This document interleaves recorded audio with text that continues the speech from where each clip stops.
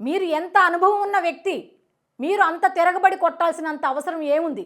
మీరు పిలవకపోతే మీ ఇంటి గుమ్మం దాకా కాపలా కాసేలాగా ఎందుకు మేము వస్తాం?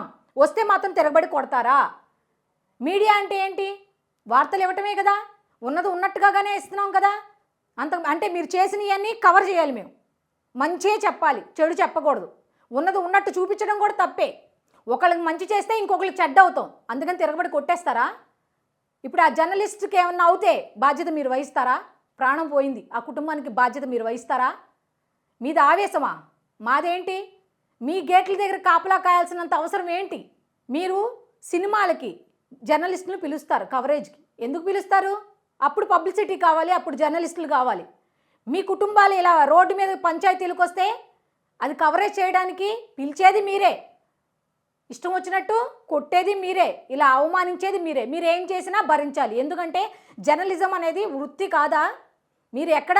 మీరు ఎన్నో సినిమాలు చేస్తున్నారు, డబ్బులు తీసుకోవట్లేదా? అది మీ వృత్తి, మాది అదే కదా. మేము బతకాలి, మా కుటుంబాల్ని పోషించుకోవాలి, జర్నలిజానికి వచ్చాం. మరి జీతాలు తీసుకోవాలి కదా, పని చేస్తేనే కదా. మా పని మేము చేస్తున్నాం, మీ పని మీరు చేస్తున్నారు. మిమ్మల్ని కొడితే మీరు ఊరుకుంటారా?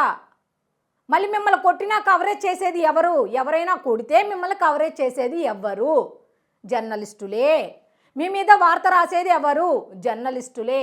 మా కర్మ ఏంటి అంటే, ఇప్పుడు మమ్మల్ని తన్నినా మా వార్త మేమే రాసుకుంటున్నాం. మా కర్మ ఏంటి అంటే, మా వార్త మేమే రాసుకోవాల్సిన పరిస్థితికి వచ్చింది. ఒకడు జర్నలిస్టుని ఎర్నలిస్టు అంటాడు, ఇంకొకడు లాపదాలు వాడతాడు, ఇంకొకడు ఇగో ఇలా తిరగబడి కొడతాడు. ఏమిటి మేము చేస్తున్న తప్పేంటి? మేము చేసిన తప్పేంటి? ఈ విషయం మీద జర్నలిస్టులు అందరూ ఏకం కావాలి.